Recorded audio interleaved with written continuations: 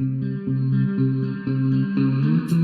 been looking around for salvation. I've been looking around for the truth. All around me I see frustration, and I looked all over till I found you. I sit and listen to your stories, and you're telling me, please don't worry. It's a lot in this world you should know, and love in life is where you should go. If you're looking for somewhere to go, if you're looking for someone to know, if you're looking for someone to guide you, then love in life will guide you.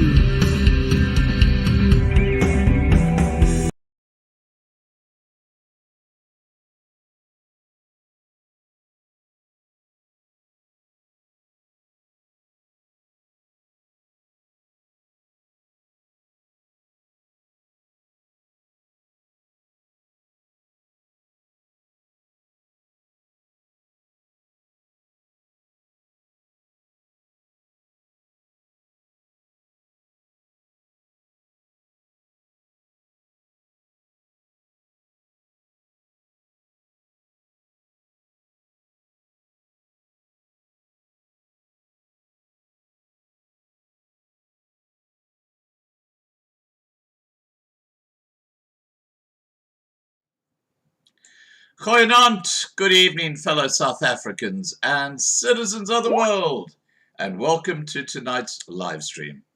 Okay, I apologize about the sound. I'm sure you can hear me now. Firstly, some loving life news. The racist snowflakes at Enka got hot under the collar when I suggested that the questioning by a reporter of Eskom CEO De Ruyter was implicitly racist in itself when he asked if De Ruyter, as a white man, was racist. As a result, Enka, like they've done in the past, demanded that YouTube give me a copyright strike for using their material and take the video down. This is the email I got from YouTube overnight. YouTube declined their copyright complaint, allowing the video to remain up. And you can see it says here, we have determined that the copyright takedown request you received for these URLs was invalid. Your copyright strike has been resolved. I didn't even put an appeal in. But anyway, these are the games that Enka play. Now, what I'm going to do is I'm going to show you a small clip out of the video that so offended Enka. Here we go.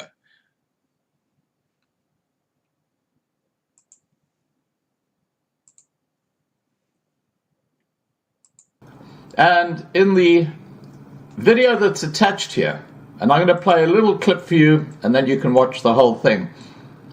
The reporter, this is from Enka, asks De Ruyter, who's the CEO of Eskom, is he a racist? And I'll explain to you the context of why that's been said in this interview. But I'm asking you, as a South African, as a white South African, are you racist? Now, De Ruyter has just been cleared of racism allegations by an independent body looking into a claim by a procurement officer at Eskom. And clearly, this guy is not a racist. So why would Enka even raise this question after he's been cleared? Not only that, under De Ruyter, who's been in the job at Eskom for about 18 months, under his leadership, the debt at Eskom has reduced from just under 500 billion rand to just over 400 billion rand. That's a 20% drop in the debt under a white CEO. Back in 94. Okay, I think you when Eskom get was the idea that I wasn't happy with the reporting or the cross-examination by Enke of De Ruyter. Now, let me remind viewers that it was Enke reporters covering the Senekal bail hearing about 10 days ago who said on air while I was live with Petrus Sito that Loving Life was a racist channel of note. This is the same Enke that used a clip from Petrus Sito's video coverage of Senekal in their published report without any permission being sought from this Loving Life member. What a bunch of racist hypocrites and fake news to boot. Anyway, let's move on. Tomorrow night I'm talking to Dr. Peter Hammond about the New World Order.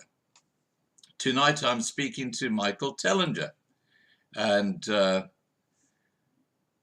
about his one small town strategy that he is trying to launch in small communities across South Africa. We were scheduled to discuss this subject a week ago, but because of load shedding, Michael could not make it. Tonight, Michael has power, and just in the last few minutes in the side chat on Skype, he has written, "I am here ready." Okay, and he's ready for the live stream, so we're ready to go. Please remember to subscribe to Loving Life on YouTube and to register on our new platform, lovinglifetv.com. We are transitioning from YouTube to our new censorship-free platform. And please put any questions you may have Michael in the side chat. Here we go. I'm going to get Michael Tellinger on now.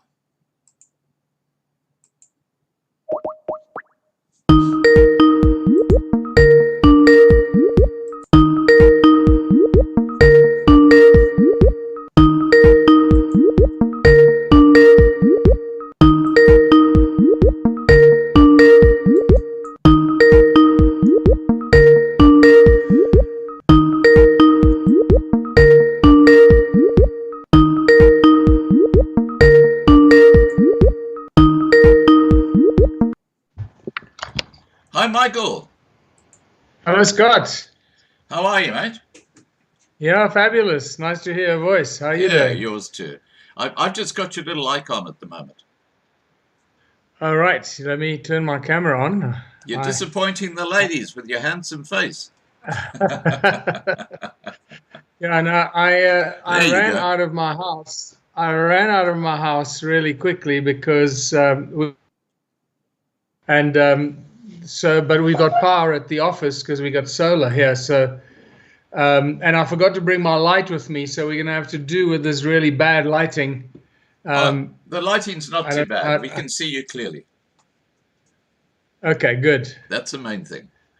Now, Michael, before we start talking about your one small town concept, which I think is fascinating, you're a very interesting fella. And I'd like you to just briefly tell viewers about 3 theories you have, which I find quite fascinating.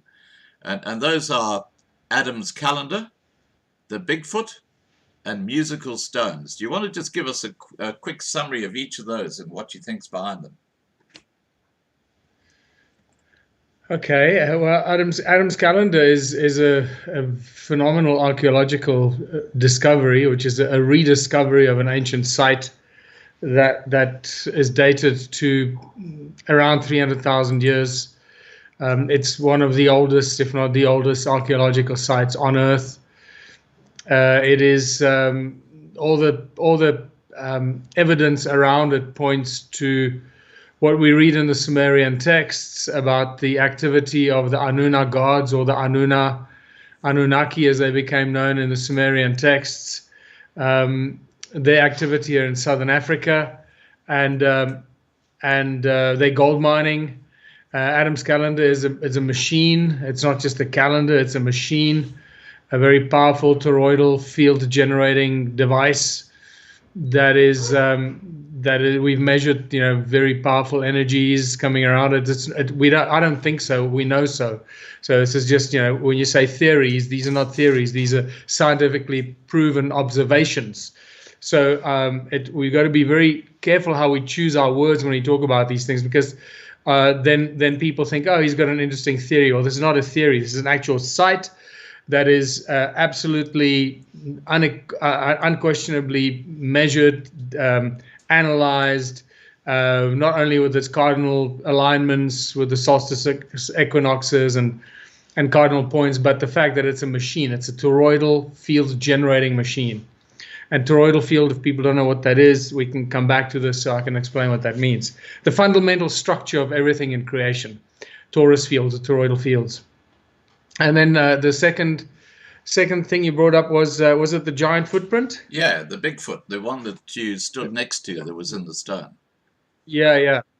The giant footprint, again, another one of those things, one of those things that I guess uninformed geologists who don't understand enough about geology and the formation of fossils and the formation of geological structures and don't really have enough knowledge or information, or zero knowledge or information about petrification and fossilization, that becomes a big headache for people like that.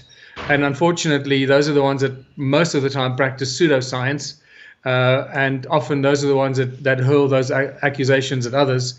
So the giant footprint is there. No one can argue with it. It's a foot. So somebody must have left it. Somebody was about 10 meters tall.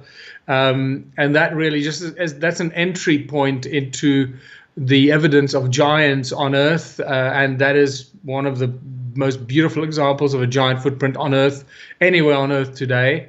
And it's right here in South Africa, very close to Swaziland, close to a town called Amsterdam.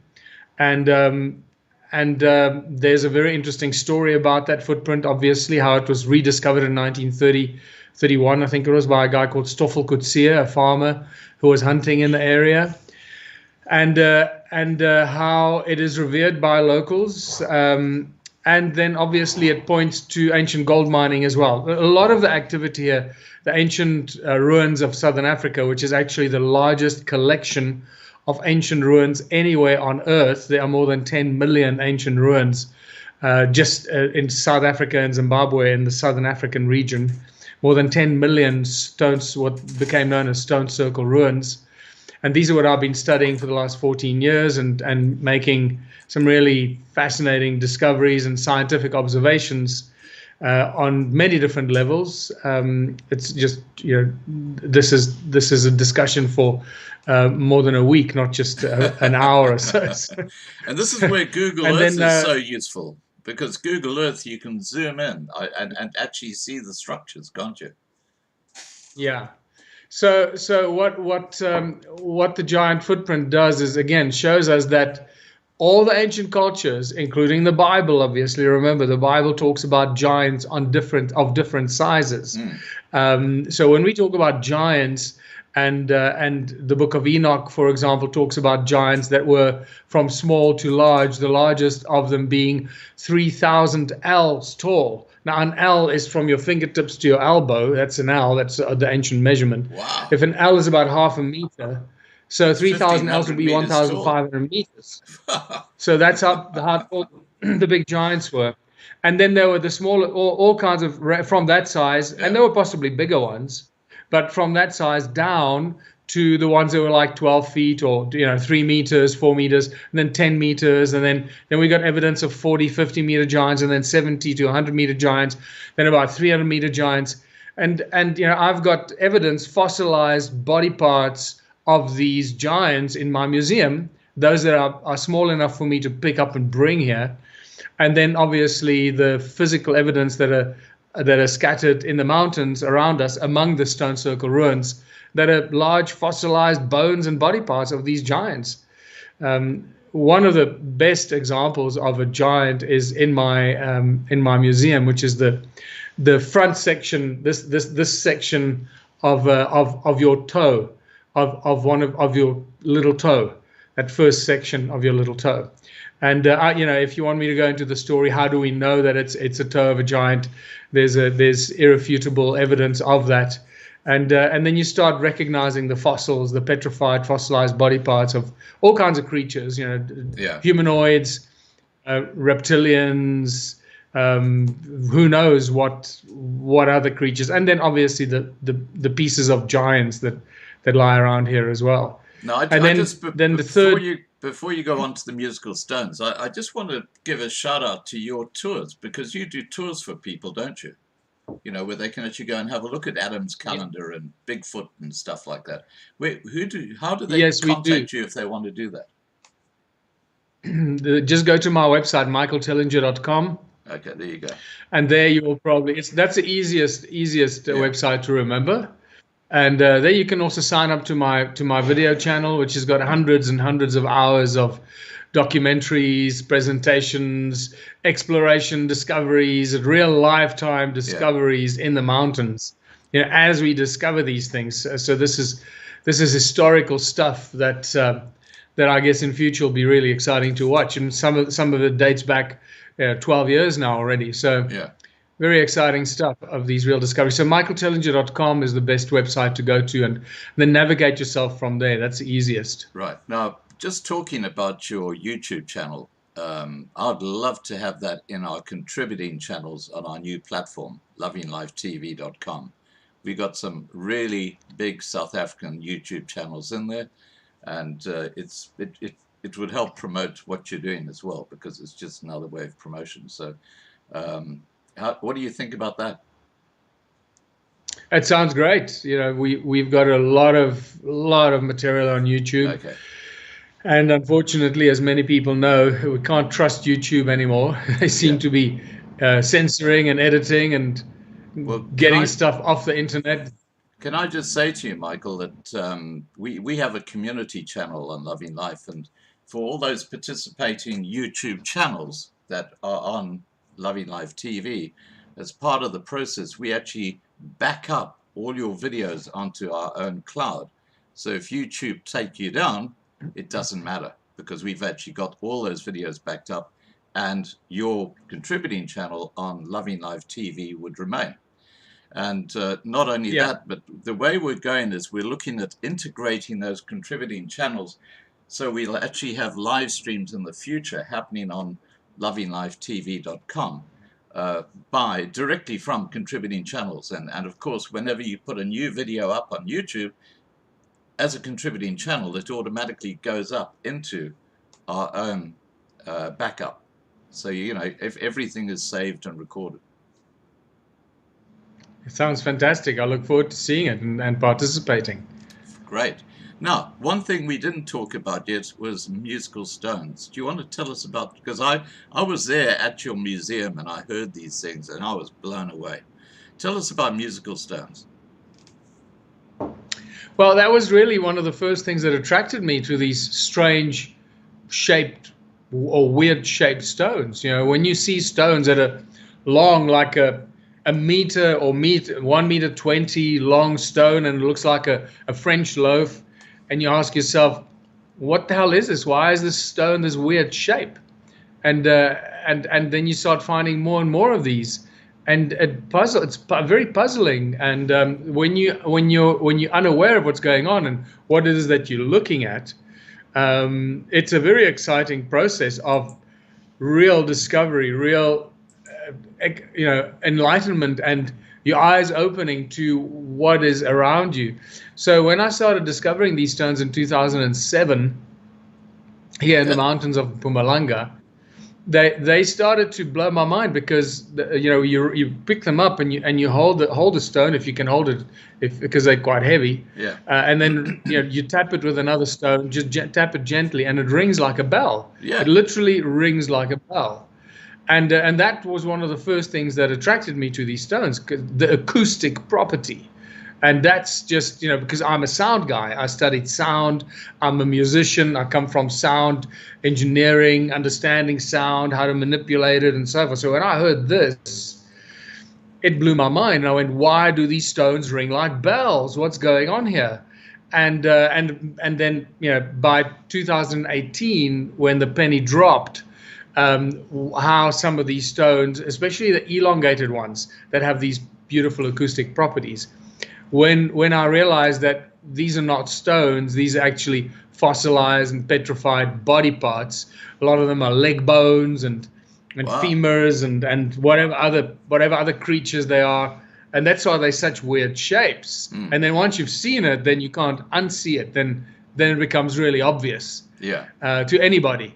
And what I find fascinating is that when you have medical people with doctors or physicians or surgeons or anyone with a medical background with a knowledge of anatomy and physiology and so forth, that understand skeletons, not just of people but other creatures, and the internal organs, what they actually look like. Those people see the exhibits in my museum and they immediately just gobsmacked. They go, oh my God, look at these hearts, look at these ribs, look at this. They see it instantly. Yeah. It's often people that don't have that training and that background that still want to question things and so forth. So it's a fascinating little interesting angle to see these things with. But the reason why these stones ring so beautifully is because imagine this was once a leg bone of a creature, that was cut off. And that's the other weird thing, because you can actually physically see the cut marks, the knife marks, or whatever sharp instrument was used to cut this limb off the creature that it once belonged to. Wow. The way we butcher pigs and cows and other animals in our butcheries. The same thing. So now you got these legs of creatures where the foot or the claw has been cut off, and it's been cut off at the thigh, and then it petrifies and turns to stone. So now ask yourself, well, what was that before it turned to stone? So it was meat and bone and flesh and blood. And when all that turns to stone, you suddenly got, instead of carbon-based organisms, now you got silicon-based organisms, silica as in quartz, silica dioxide, quartz crystals, mixed with all the other minerals that are in the body, and particularly the blood, which is filled with iron. Now you got the combination of the iron and the crystal that combine, and that's why they ring so beautifully. They sound like metal objects because of the iron in the blood that is now turned to stone. So it's a lot of iron in these stones. And I had it analyzed, so I know exactly how much iron content there is in some of these stones. The fascinating thing is, now that we know that we're dealing with fossils, in 2008 I had some of these stones tested at the Geoscience Laboratory in Pretoria, and it came back as Hornfels rock with an exact breakdown of the minerals and etc. in it, and the iron content. As sometimes it goes up to 22% iron content in these rocks, which is ridiculous. It's spectacular. Wow. It's like an iron mine. That would be an iron mine if. Now, talking about mining, you one of the things that we haven't touched on is that you are hot on the trail searching for Kruger's millions, and you found a cave. And anyway, we can talk about that another day. But look, you're a fascinating character, and we love having you on Loving Life. The subject we come to talk about tonight is your concept of one small town, and I know that this has also been looked at in Texas. You've got a friend over there who's talking, who wants to be a mayor, I believe. And he's actually looking at developing the same thing over there in the US. So it's a concept that could actually be used anywhere in the world, is really what we're saying. What is the one small town philosophy? Well, that's really the most important thing in the world today, most likely. In my opinion, it is the one thing that everybody should look at, embrace, contemplate, and then once they understand how simple it is, how quickly we can take our small towns that are falling apart, that are just literally crumbling around us every month, every year, every day, falling apart, how quickly we can take those small towns and turn them into places of prosperity and abundance by simply implementing this one small town can change the world strategy. And that is actually now, we changed the slogan from one small town can change the world to one small town will change the world. So that, in a nutshell, Scott, it's an idea that started in 2004 that then evolved into the Ubuntu movement, that evolved into thinking about how we could work, how the world would work if you removed money from the system, and how we would do things if we didn't have money. And then came the whole idea of taking this idea into the political arena, which we did in 2010 through the Ubuntu Party. And then I realized after 3 elections in South Africa, we ran in 2012, 2014, 2016. So in 2014, in essence, I ran for president with the Ubuntu Party. And I must tell you, we had over 1 million supporters, 1 million signed up members to the Ubuntu Party. Now, I don't think many people are aware of this. We ended up with 5,500 votes. So I leave it up to you to decide how corrupt the election system is. That's crazy. Okay. That is absolutely crazy. Yeah, exactly. Now, So by then, after 2014, we realized that we can't inject what was then what I believed at that stage, that we could inject a seed of consciousness into the political beast and make changes from within. And then after 2014, it became clear that that's not possible. And that's when we took a step back, and I realized, look, we can't beat this election monster because it's controlled by higher entities, by invisible faces and organizations and the global elite, if you want to call them that. Yeah. And I realized that the power lies with the people. The power always lies with the people, and we always forget it. We keep forgetting that the power lies with us, the people on the ground. And that's when I realized, oh my God, that's all we need to do is go. We can't do this in the cities because the cities are too big, overcrowded.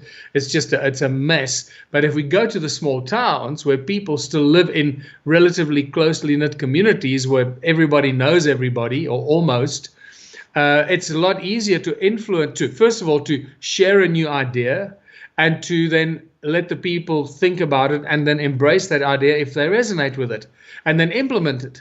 And that's when we launched in 2016 the One Small Town strategy, which really is taking small towns and turning them into places of prosperity and abundance by simply changing the way that we work in the world today. And that the way we work through capitalism, the money system and capitalism, is a destructive system. It's slavery. It puts friends against.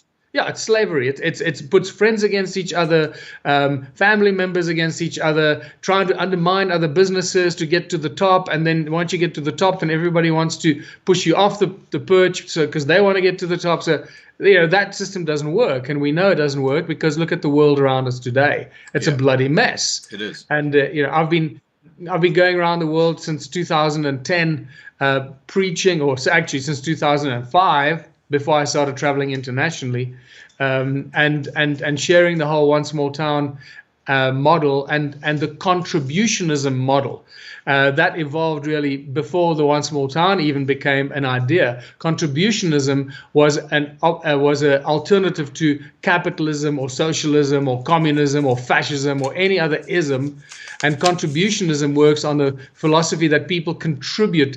All the people in a community contribute their skills and talents towards the greater benefit of the entire community. And that then very gradually evolved into the One Small Town strategy. So the One Small Town strategy works on the principle that we cooperate and collaborate and launch many businesses in our town that we as a cooperative community body choose to start, and then we make it as lucrative as we possibly can through our cooperative labor force to attract investors into our town.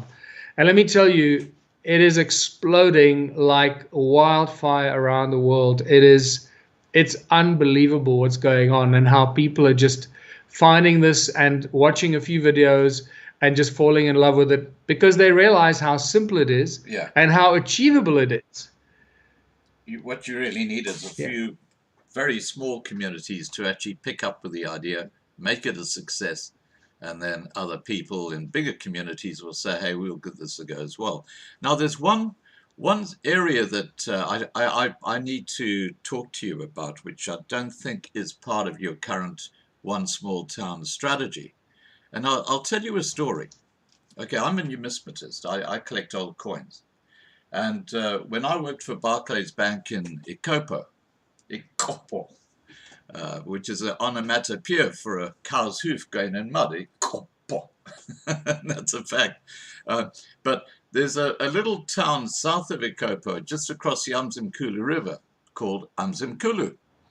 And back in the 1970s, when I worked at the Umzimkulu agency, I got to meet the general manager of Strachan and Company, which was a very, very successful trading store company, which had stores right throughout East Griqualand.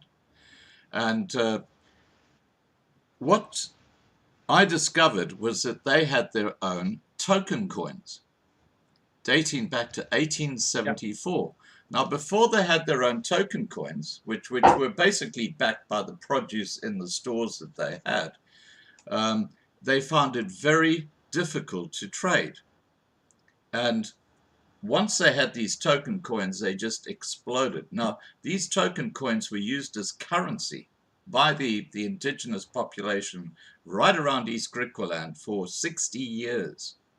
And the whole basis was that you could take one of these tokens to a Strachan store and you could get food or produce or whatever it is that you were looking for.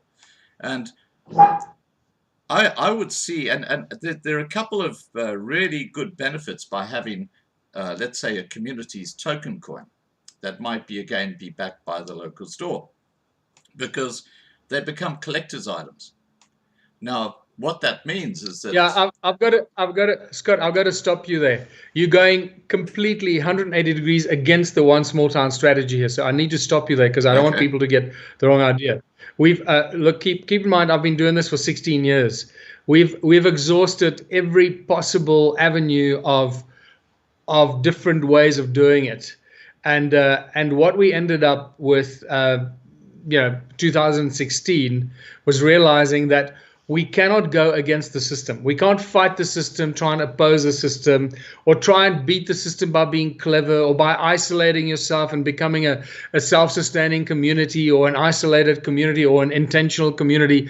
So none of these things are any of the foundational pieces of the one small town strategy. I just need to make this very clear. I need people, if anyone is interested in this, and I highly recommend that you should become interested in this, because there is no other model in the world right now that I know of that presents a real viable solution and a way out of this mess that we find ourselves in. Go and look at the one small town model, onesmalltown.org.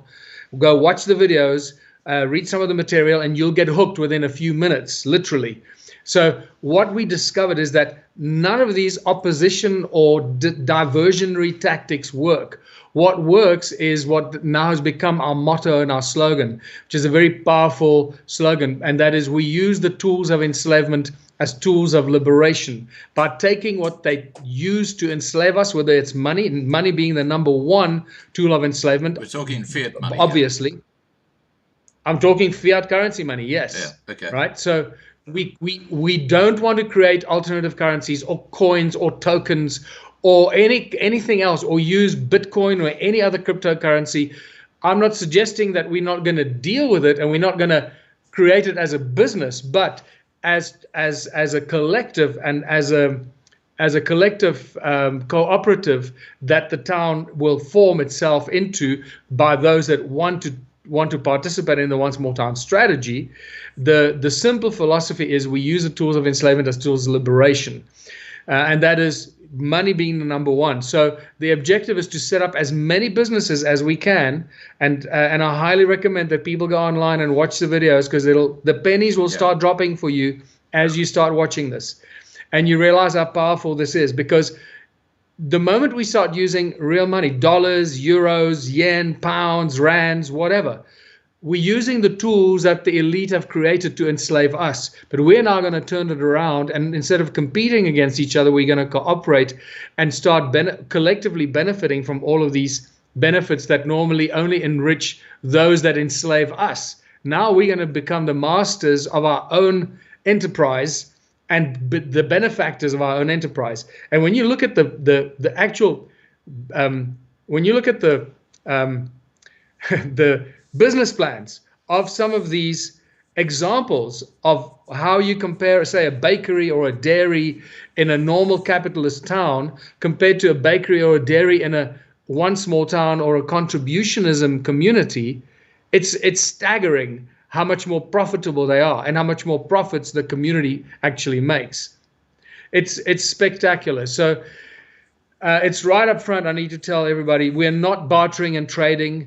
We're not hiding ourselves. We're not creating self-sustained communities or intentional communities. None of this stuff has worked. And this is why we are in this mess. The one small town strategy works on a very simple principle. We find existing towns with existing infrastructure, so we don't have to rebuild anything. We hopefully find a mayor that loves the idea, that wants to actually do something for his or her community, and that's what we engage with. And we launch it with that kind of thing in mind. Now, in countries like South Africa, where the mayors are appointed by the ruling party, there's a slightly different strategy to achieve this, where we work through community forums and in some ways force the mayors to adopt the philosophy because the people have adopted the philosophy. So we've had to develop a slightly different approach. But in countries like the USA and UK and Germany, Australia, Canada, Brazil, even Swaziland, where mayors are actually elected by the people of the town or the municipality, that community suddenly has incredible power the moment they adopt this model. Because now we're not only using the tools of enslavement as tools of liberation in the forms of money and corporate structure by turning ourselves into a co-op, we're also now using politics as to actually work for us. The politics, because the mayor is a politically appointed individual. And now we're suddenly using the mayor as a political instrument to actually work with us to improve the community. It's a very powerful model. And that's why it took 16 years to develop. It didn't just happen overnight. Yeah. It's a fully evolved and mature philosophy that is incredibly sound in its foundations. And what I can tell you right now, that any problem that you can think of that we face in the world today, any problem, I truly mean that, has a solution within the one small town model. Right. Now, what we're saying in effect is that there are elements within the current way we live which will still be used, but as you say, they'll be used for liberation, not enslavement. And one of those is exactly the one small town will continue to use fiat money. But I guess that the debt aspect would be something that you would steer clear of, because that's how they enslave people. Well, there's no debt aspect that actually comes into this. And this is why it becomes such an attractive investment opportunity for conscious investors, or not even conscious, unconscious investors, purely on a greed basis. And that's a very interesting thing. So we're actually using the greed factor, the capitalist greed factor of millionaires and billionaires who are always looking for new safe opportunities and investment opportunities that are safe. The one small town model will become unquestionably, and once people have analyzed this and looked at this, they'll understand why I say it and why I dare be so bold and say something like this. Right. The one small town model will become the #1 investment opportunity in the world for investors. And there will probably become a stampede for investors to go and find small towns and go and find all the investment opportunities before other people find them, because there are only so many small towns, right? And this is a very interesting philosophy for us to look at into the future. But let me backtrack a little bit. And the reason why it becomes such a unique investment opportunity is because, first of all, there's no downside for the mayor. There's no risk to the mayor, no risk to the town council. There's no risk for the community members or the people of the town. There's no risk for anyone of the town. So it's literally the people and the mayor collectively deciding, we're going to present these incredible investment opportunities that we ourselves have developed, identified, polished, and prepared very detailed business plans with the investment required and the profit expected through the cooperative labor force of our community, whether it's 10,000 people. And the one small town model requires that everybody contributes 3 hours a week. Pay attention, 3 hours per week, not 3 hours per day, 3 hours per week towards one of the community projects or the community businesses that we have chosen to start. And that investors from outside have come and invested in. And the way the model works, very simply, is that the investor will only retain 1/3 of the profits of the business, while the community actually owns 2/3 of the business. And the reason why it's so attractive to the investors and they want to take that deal is because of the cheap or the free labor force that we have in all the businesses that we start. Now, if this is new to people, please go on the website, watch the videos, and understand how simply this all fits together. The profits that come out. With the live stream we had on the 1st of June, which because of load shedding we couldn't run, I actually played one of your one small town videos, which ran for about 15 minutes, which was the one with the guy in Texas. And one of the questions that was raised, and I'm sure it'll be raised here again, is that this sounds like something that the New World Order is behind. So would you explain? Yeah, I know you're anti-New World Order and the global elite. So will you explain how this is a point of difference to the New World Order? Well, if the New World Order was behind it, we'd have huge amounts of money to implement this. So clearly they're not behind it. Okay. So, on this note, I need to tell everyone that watches this, please go on to onesmalltown.org and become a patron of the One Small Town initiative, because we need more and more funding, because as this thing grows around the world, it puts more and more pressure on me that I'm really struggling to deal with, and I need to bring more and more people into the office to help me manage this process. I'm talking right now, as we speak, I'm talking to mayors. Let me just spell this out for you so people understand how big this is. First of all, we have members in more than 140 countries, right? Right. We have ambassadors in a number of countries, and more people are signing us as ambassadors to actually promote the One Small Town philosophy, which is a new thing. But I've spoken to mayors, obviously, in Canada, in the USA, in South Africa, in Swaziland, even in Zimbabwe, in Brazil, in Australia, in New Zealand, in Madagascar, in Kenya, in Paraguay, in Croatia, in Holland, in Germany, and I can't even think of the other countries. Probably about 20 countries right now that we've had contact with mayors. And the interesting thing is that as the years go by, since 2017, when we had a little trial run, if you want to call it that, in a small town called North Frontenac in Canada with Mayor Ron Higgins. We were still new, young, and naive, and we thought this thing would just take off like wildfire, not understanding some of the complexity. So we learned a great deal in 2017 in Canada, and that's why we feel so confident now that what we're doing now is a new, improved version of that.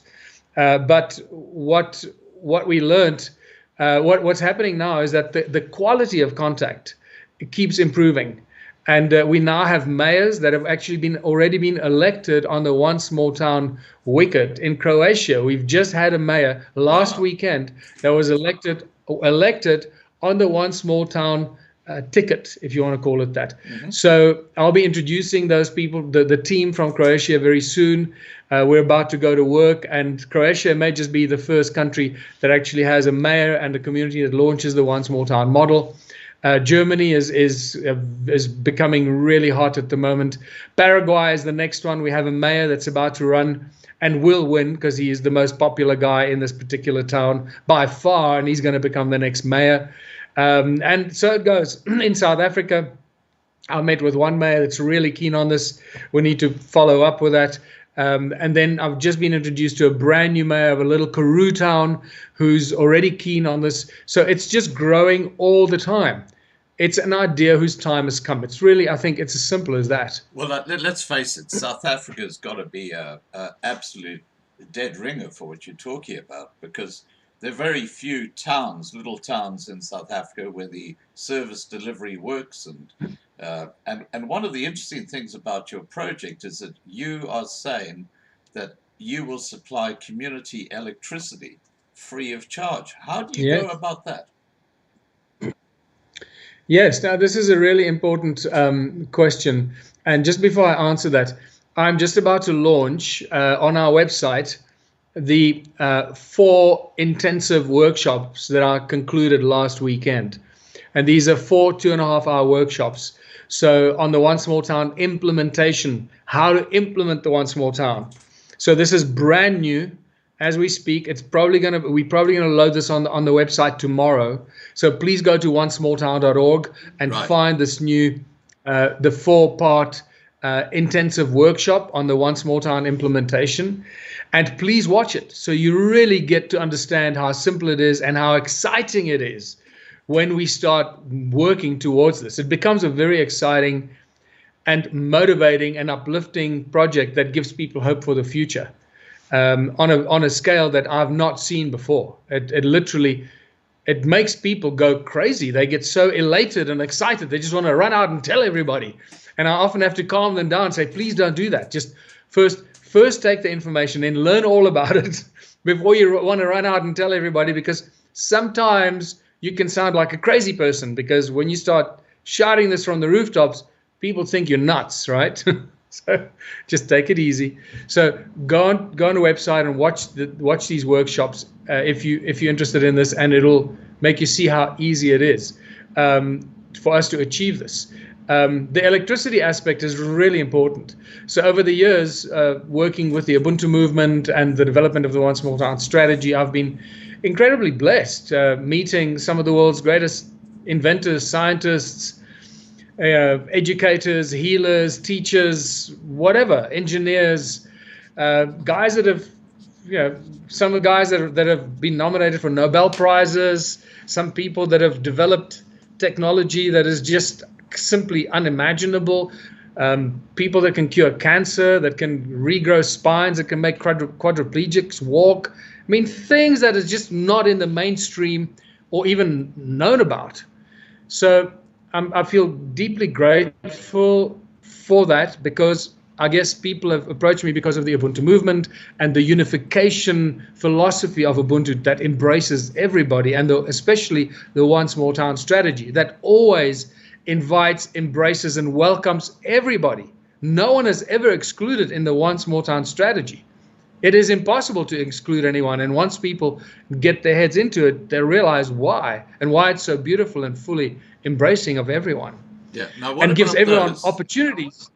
So I will come back to that. Let's finish the electricity side of things. Yeah, please.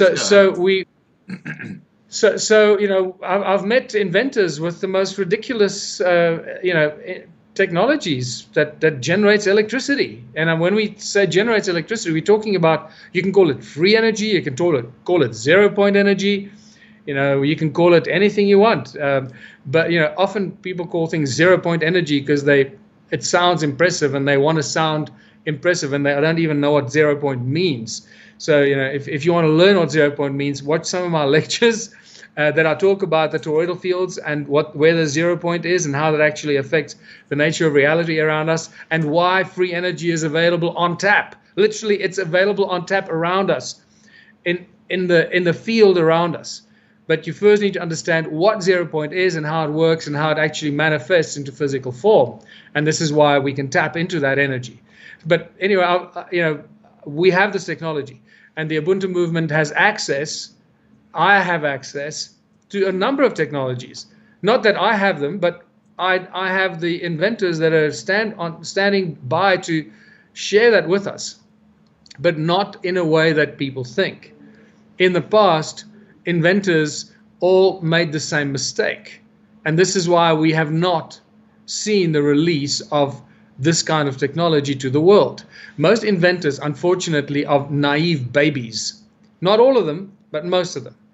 Whether they've got cures for cancer or diseases or free energy or whatever. They naive, they uninformed as to what's going on in the world. They have no idea that the world is run and controlled by a bunch of sociopathic murderers and killers that that have just enslaved the world and enslaved us all. Like Dr. That's Death. putting it bluntly. Dr. Exactly. Fauci. Carry exactly. Fauci and Gates and their cronies. So that's on the medical side, right? But on the energy side, it's the same thing. Yeah. So they'll stop everyone and anyone who's a threat to their system and their control. So these poor naive inventors are such beautiful souls, and they just believe that that the president's going to give them a medal when they take their free energy device to the president or the minister of energy, or and they think they're going to get a pat on the back and say, "Thank God we found you. You saved us." And little do they know they just walked into a death trap. So and this is why these guys simply disappear. And believe me, I've worked with at least 12 inventors over the last decade, and all of them have gone. They're just gone. And I'm not even going to go into the stories, but it's horrific what happens. Absolutely horrific. So we obviously have to do something differently. We have to do things differently. And this one small town model does it differently. So I'm not in charge of electricity. So even if they take me out tonight, nothing's going to stop. It's going to continue. There are at least 20 people out there that will provide the energy and provide the electricity, whether I'm here or not. All it takes is the one small town to start, and that energy will come. The technology is available. I just want to sum up what you're saying here. What you're saying is that, let's say, I always use Victoria West as an example. It's a small town in the Karoo. Let's say Victoria West approached you and said, "Hey, we're going to become a one small town." What you're saying is that this electricity platform, energy, whatever terminology you want to use, will be provided to that little town, and everybody will get free electricity on tap. That's what you're saying. Yeah, and let's call it a generator. It'll be independent of ESCOM, load shedding, and all that sort of shit. So you've got 24/7 electricity, free. Yeah. And any size generator that you want, whether it's 200 kilowatts or 100 kilowatts to 2 megawatts or 1,000 megawatts, it doesn't matter. They stack like Lego blocks. It doesn't matter how. So it all depends how big the town is. That's how big the generator becomes, and probably twice as big just to have extra juice on backup. And it's built in a way that if anything goes wrong, the whole system doesn't go down. There's just one Lego block goes down and the rest still continues. So it's a very intelligent system. But the important thing here, Scott, is that this generator and this technology, unlike all other inventors always want to make these small generators and go sell them to the world, go sell them through shops and sell them to people and homeowners and businesses. And that's where they've made the mistake, unfortunately. And thank God that hasn't happened, because if any one of those has actually had succeeded in getting that technology out onto the shelves of Macro and Walmart or whatever, I mean, please just imagine the drug wars that are going on right now, how brutal the drug wars are. Well, the energy wars would make the drug wars look like child's play, okay? Let me put that out to people. If you haven't figured this out for yourself, then you have clearly no idea how strictly and tightly energy is controlled around the world. Yeah. It is the most fiercely controlled industry, even more so than medicine. But we're now faced with a... I know this to be a fact. I mean, one of the major oil companies, I think it was Exxon, they heard about this guy who had produced an alternative to petrol running cars, and it was actually water, and the byproduct was oxygen, which is, you'd think that's really green. And what actually happened was Exxon offered this guy a huge amount of money, and he sold his patent to Exxon, and of course they're now sitting on it, so you can't use that technology. Yeah. This is what they do. Yeah, look, what they do is, but I don't want to dwell on this too much. It's just dark, negative stuff. I want to talk about the solutions.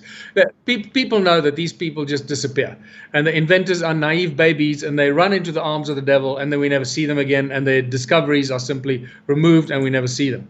So the one small town model works completely differently. So this technology that is available to us will never be sold to the individuals or to corporations or governments or municipalities or mayors. No one will ever be able to own it except the collective cooperative that is formed by the people that want to implement the one small town strategy. They will collectively own that technology and that generator, whatever size generator it is that we build and bring to them. So no one can run off with it. No one can hijack it. No one can steal it. It'll be incredibly well controlled and protected and guarded, and so everybody knows this belongs to the people, right? And therefore, the electricity that it generates belongs to the people. Yes, they will have to pay for it, of course, because it costs money to build. So unless we find a fairy tale donor somewhere that is going to pay for it, so that we can give it to the community, we'll do that, absolutely. But if we have to build it, then we're going to have to build it, and the community is going to pay us for it, or pay the group that are going to build it, the inventors that build this technology and the generators, and then they have it. And once they've paid for it, it's theirs. Okay, now, and it's not expensive. Let me tell you what. Compared to what technology costs today, it's very inexpensive. What are we looking at cost-wise? Let's say for a community of 10,000 people for that generator. It's difficult to say. Yeah, I would love to sort of I'd love to come up with a thumbsuck figure, but I'd rather not, because I don't want anyone to hold me to it. So, but let me just say that from my experience and my observation of some of this technology is, once you start manufacturing it, it's probably a quarter of the cost of current existing technology. Right. Now, that small town in Croatia where you've got a mayor who's just been put in, is he going to be incorporating this generator technology, or the what we're talking about? Yeah, of course. Look, obviously every country, every state, every province, every municipality has their own laws and bylaws and acts and whatever that govern the supply of electricity.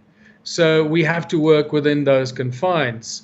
The interesting thing is, keep in mind that when a community buys a generator, they're not buying electricity from a third-party electricity service provider.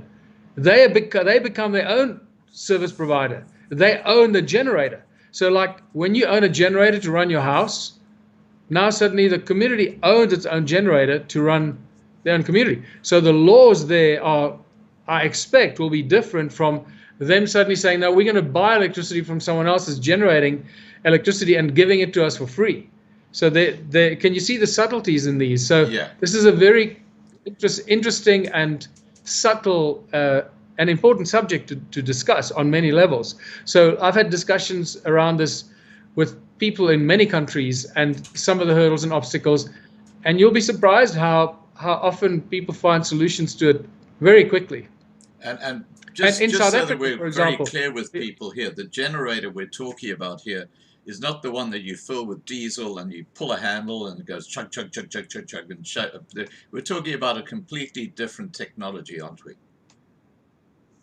Yeah, we're talking about technology that drives itself. It starts, once it starts, it just runs and generates energy.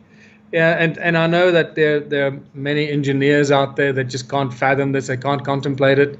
That's okay, welcome to the real world. Now, do you have one of these generators actually operating at the moment? No, I don't.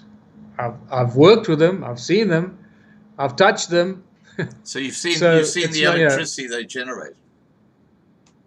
Oh, yes. Oh, yes. Okay, all right. And not just electricity, believe me, it's just this technology does a lot more than just generate electricity. We're dealing with the thing is that, we can get stuck and this becomes a discussion, but this is just one component. I want to make it very clear to people that are watching this that we don't need the electricity. We don't need our own electricity device to start the One Small Town initiative or to launch the One Small Town. That is not necessary. We can launch the One Small Town as a successful model and be incredibly successful without having our own source of electricity. And I also want to spell out that what the goal of a small town is based on the turnover success of what a corporation of an equivalent size would generate. So let me spell this out for you, just so that people can start seeing how big this is and what we are aiming at, right, and what small towns are capable of achieving.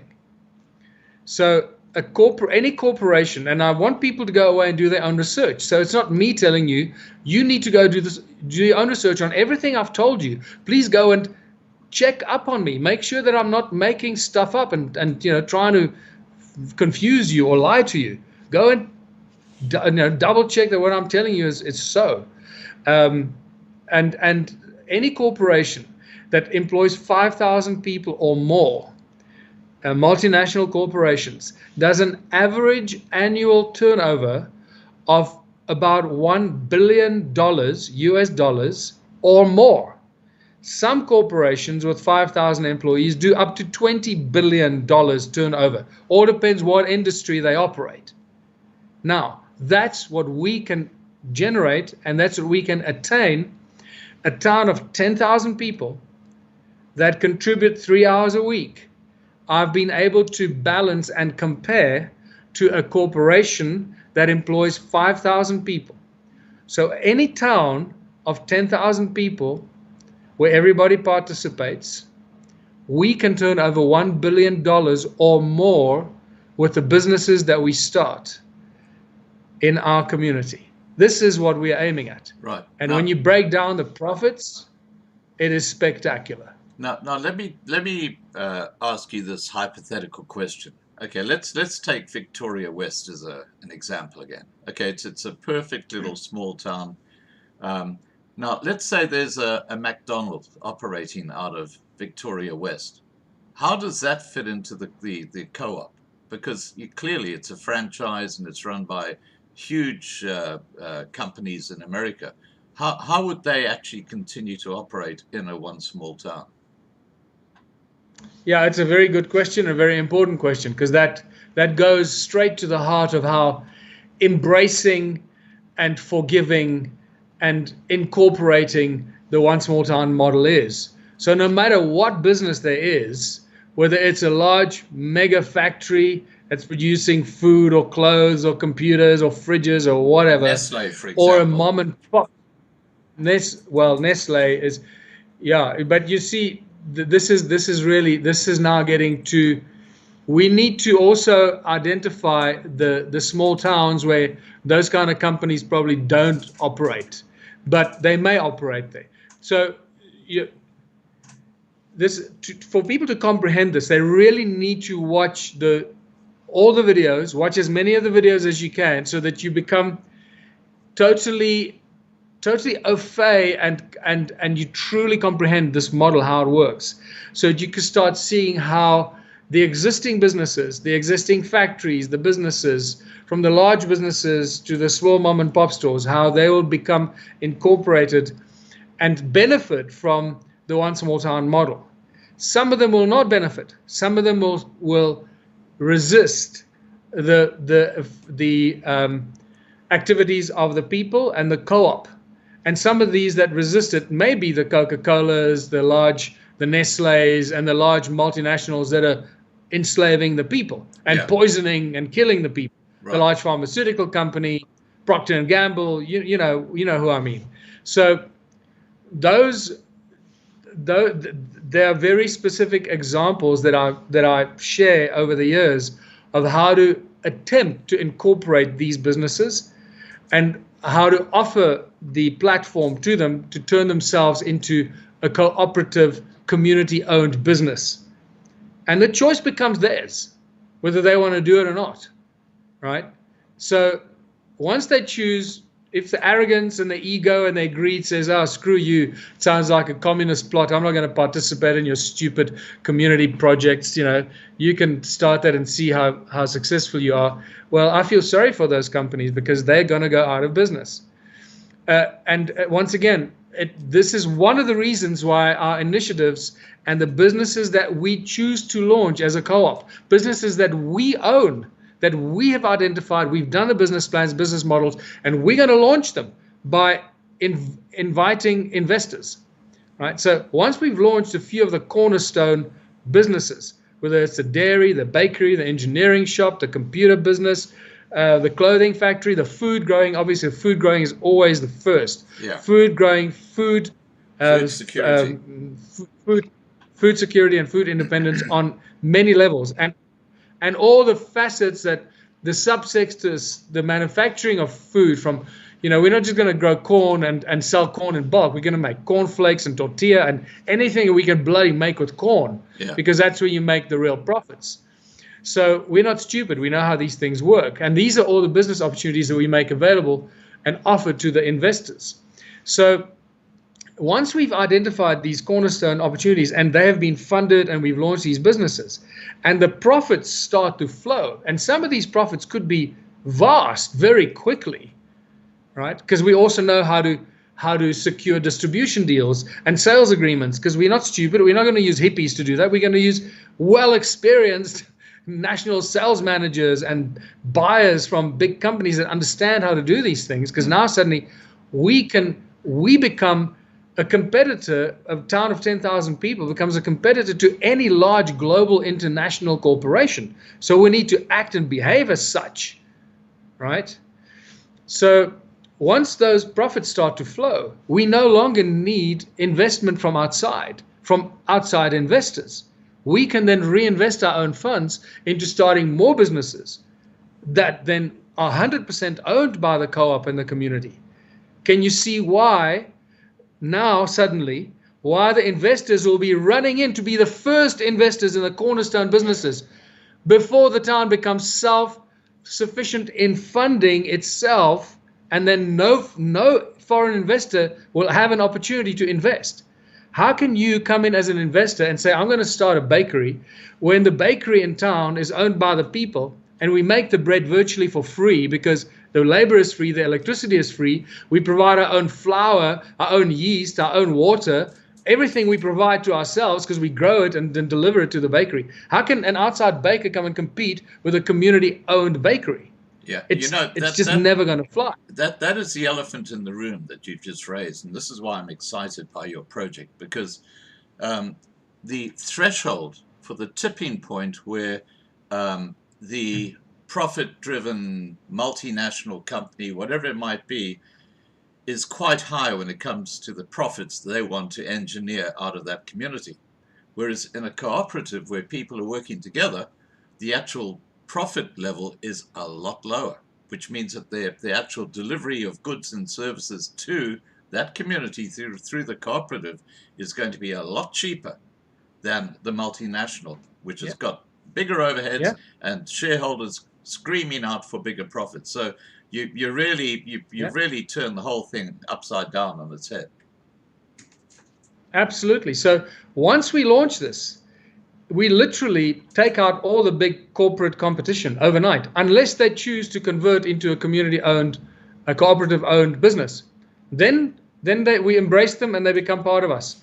And that's beautiful. That's a beautiful example of how the One Small Town model embraces and welcomes anyone. But they won't. So, we're not stupid. We know how to start a pharmaceutical business. We know how to manufacture penicillin and drugs and aspirin and cough mixture and all that. I know. I come from that industry. It's not difficult. It's bloody easy, right? Yeah. So we're going to start a pharmaceutical business in our town, and we're going to start manufacturing some world-class shampoos and toothpaste that are fluoride-free and sulfur-free and benzene-free and etc. That are world-class health products that will compete price-wise and quality-wise against the best products in the world. Why? Because we'll have the farms that'll be growing the active ingredient and the best quality active ingredient that we can afford because we provide it to ourselves, while other manufacturers can't because it's too expensive. So the moment this thing starts, it's very difficult to bring it down. And that's what people get so excited about once they realize the simplicity of it. Yeah. And how powerful we as the people are, how powerful we are, and how powerful we become when we unite and stand together and create this cooperative forum that owns all the things that we do in our town because we do it for ourselves. You know, look at your family and your house. If you grow food in your garden, when you go and get the tomatoes and the lettuce and all that, and you bring it into the house, you don't charge your wife and your children for the lettuce and for the food that you've grown in the garden. You've grown it for your family. So we start looking at our community as our family. So whatever we grow and build and create and for ourselves, we make that available for ourselves. So the benefit, if people haven't heard this yet, and we didn't really speak about this, the immediate benefit to the people that contribute their 3 hours a week is everything that we grow and build and invent and so forth, we do that in quantities way beyond what we need for ourselves. So we identify how much we need, you know, how many potatoes we need for our town, how many computers we need and whatever.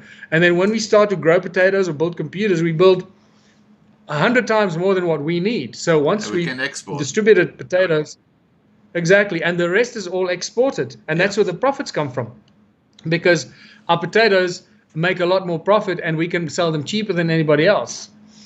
And that's the trick. I'm telling you that in the side chat you got everybody excited, but they're all asking the same questions. So I'm going to throw these questions at you and then let you respond to them. Jody has said, does a small town functioning on this model exist? Examples, please. Bruce says, why does Michael not choose one town, do it, and then everyone will be able to see the success instead of talking to hundreds of mayors around the world and not getting anywhere? Well, we've actually got a town in Croatia that's actually now started doing this. Marlena says, how long will this take to be up and running in each town? And Michelle Mullard has asked, when is this going to commence? So you can see the general thrust is, yeah, we're talking about it, but when is it going to happen?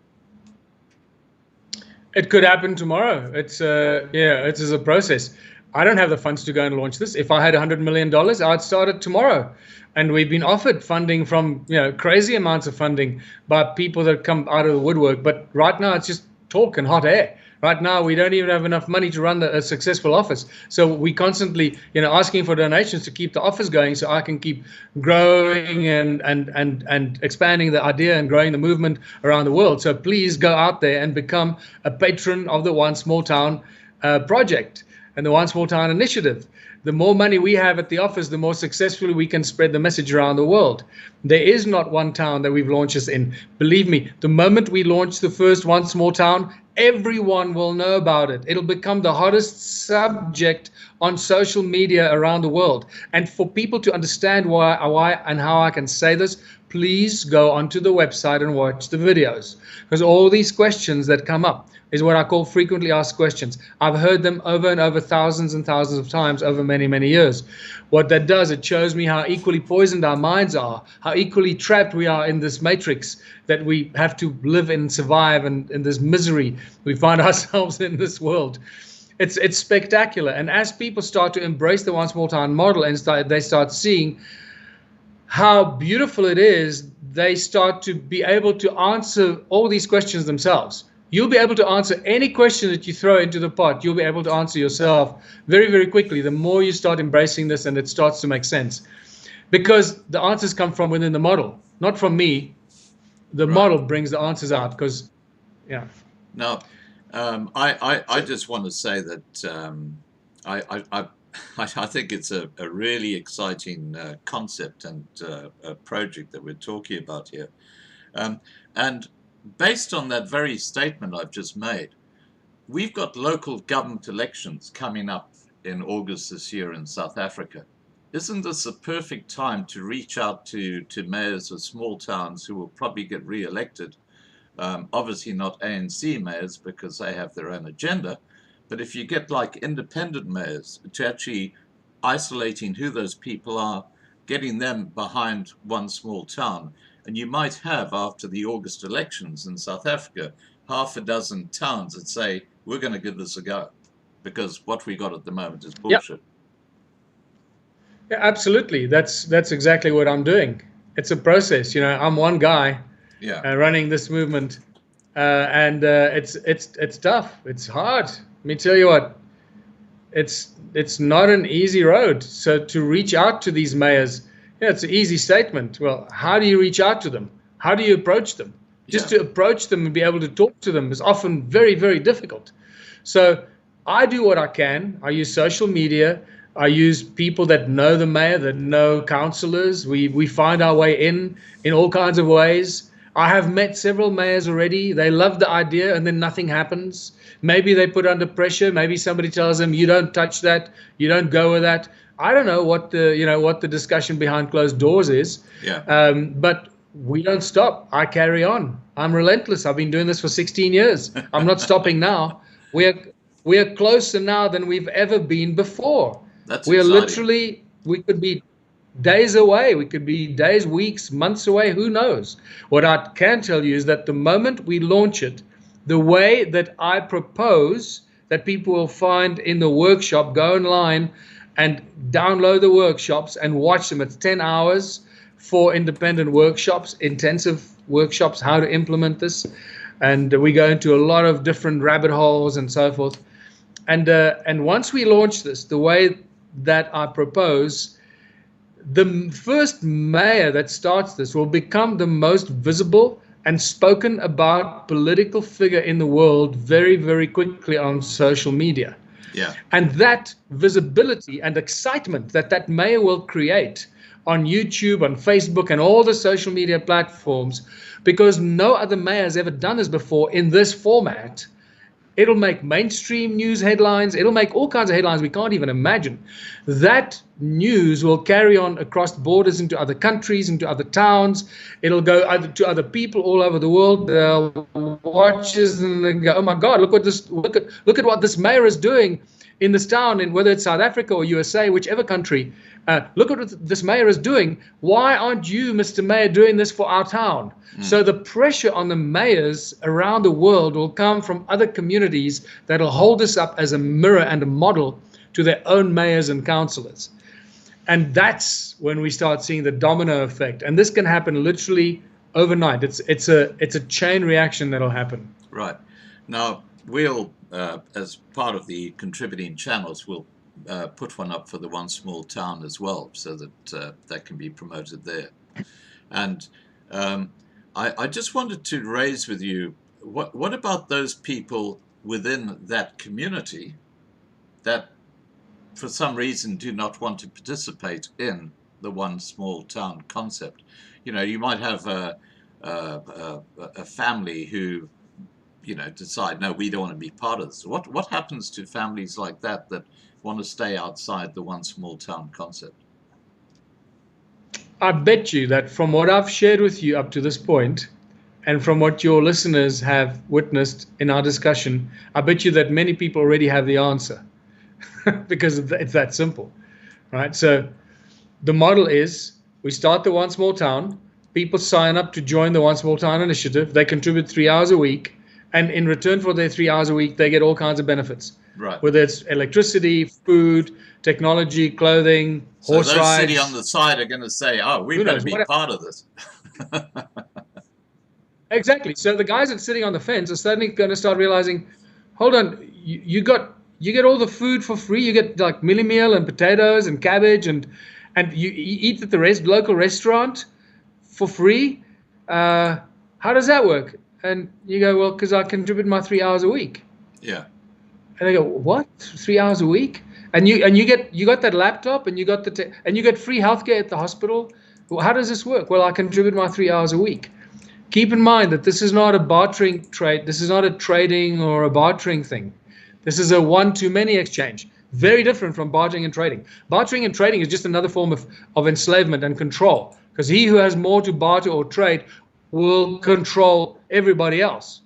So in this system, you contribute your 3 hours a week and you have access to everything that everybody else contributes, whether it's the food, the technology, everything. You know, so it's a one-to-many exchange. On the 31st of May this year, I had a live stream with a group called Boervolk.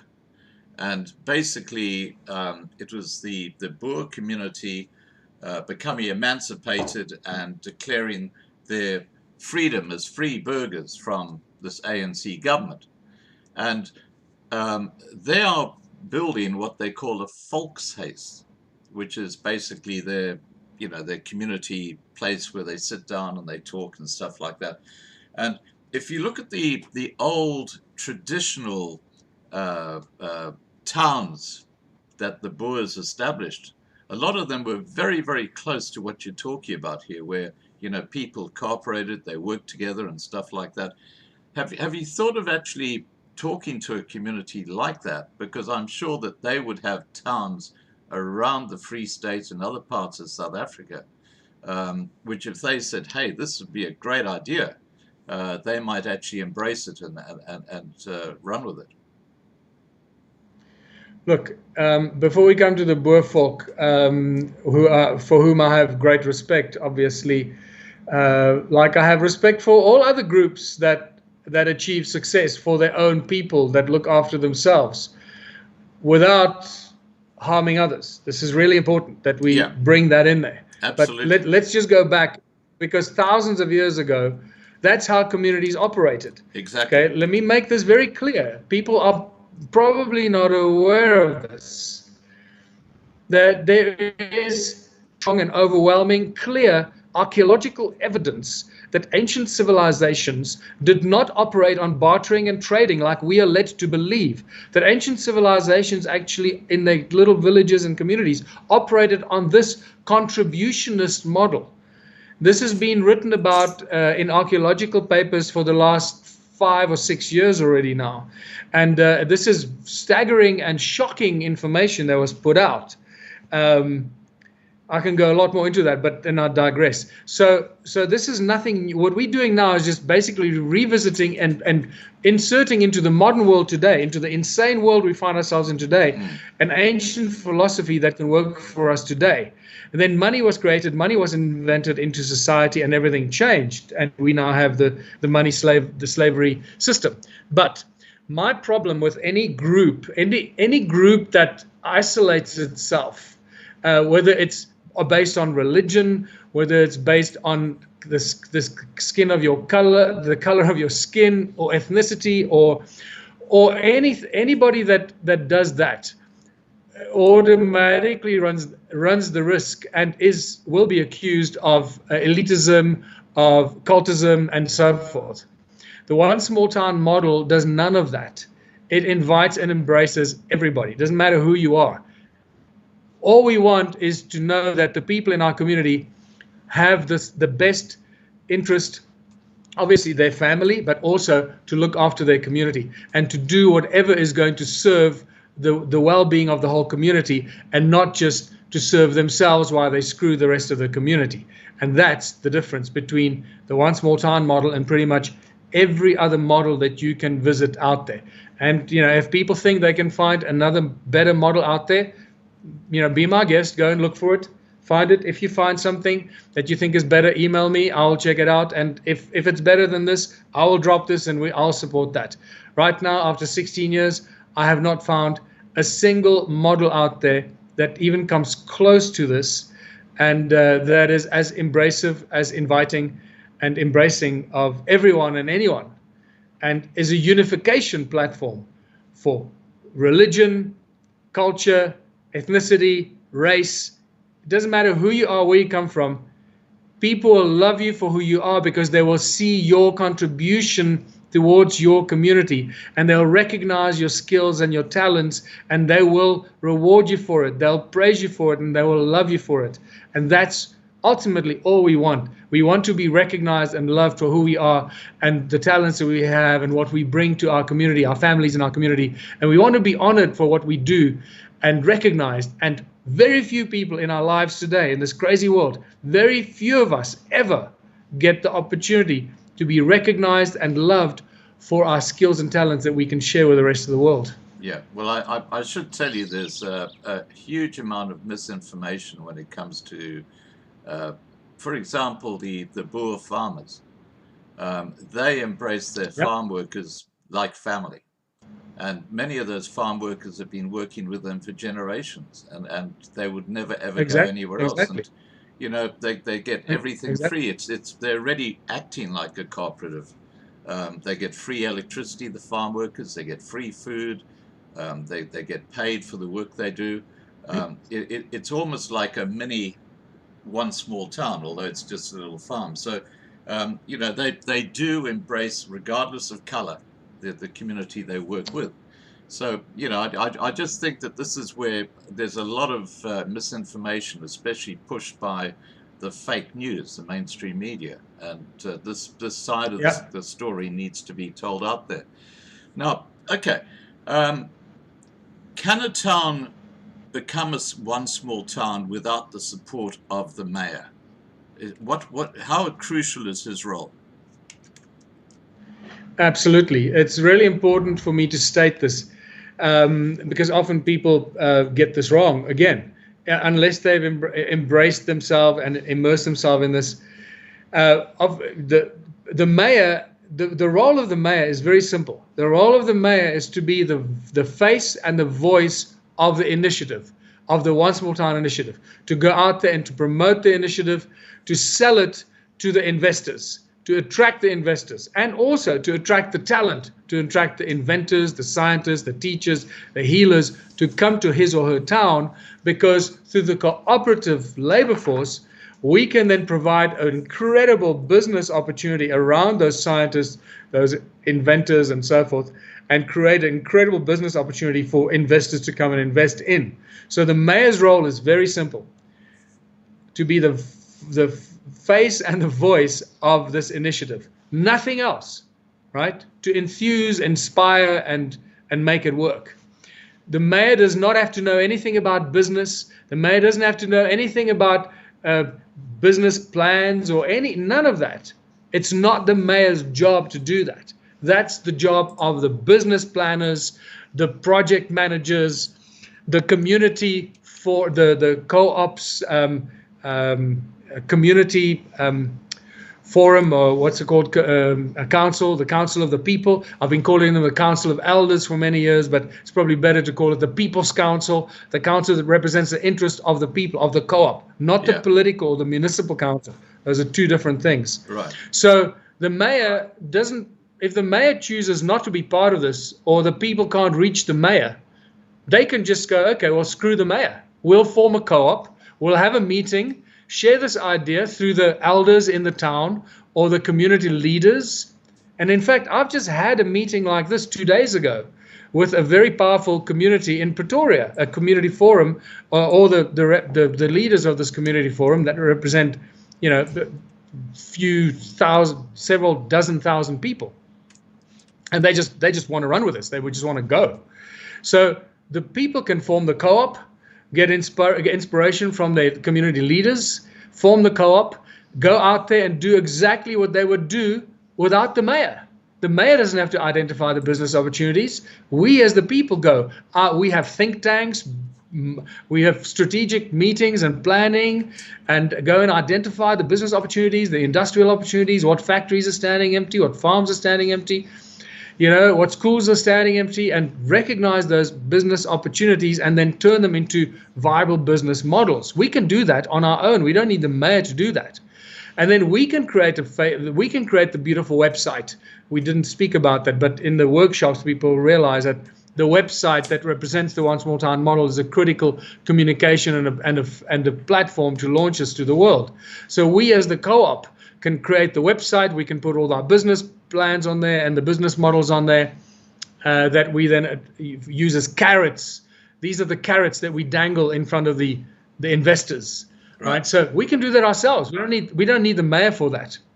But it becomes a much stronger cooperative effort if the community forum and the co-op they form together with the mayor do this together, then it obviously becomes a full package. That's the first prize. That's what we're looking for as first prize. Right. So I always say, let's fish where the fish are. Let's find the towns where the mayor and the people want to do this together, and they are all excited about this together and not fighting each other, because that already causes, dissipation of energy. Right. Now, let's take the hypothetical situation with this municipality in KwaZulu-Natal called Ugu, which has got horrific issues when it comes to water delivery, electricity delivery. The municipality is a complete and utter disaster. Let's say after the August elections, 3 little communities within Ugu said, we want to do the one small town concept. And they set up their cooperatives and they started farming and doing whatever. And you talked about a website.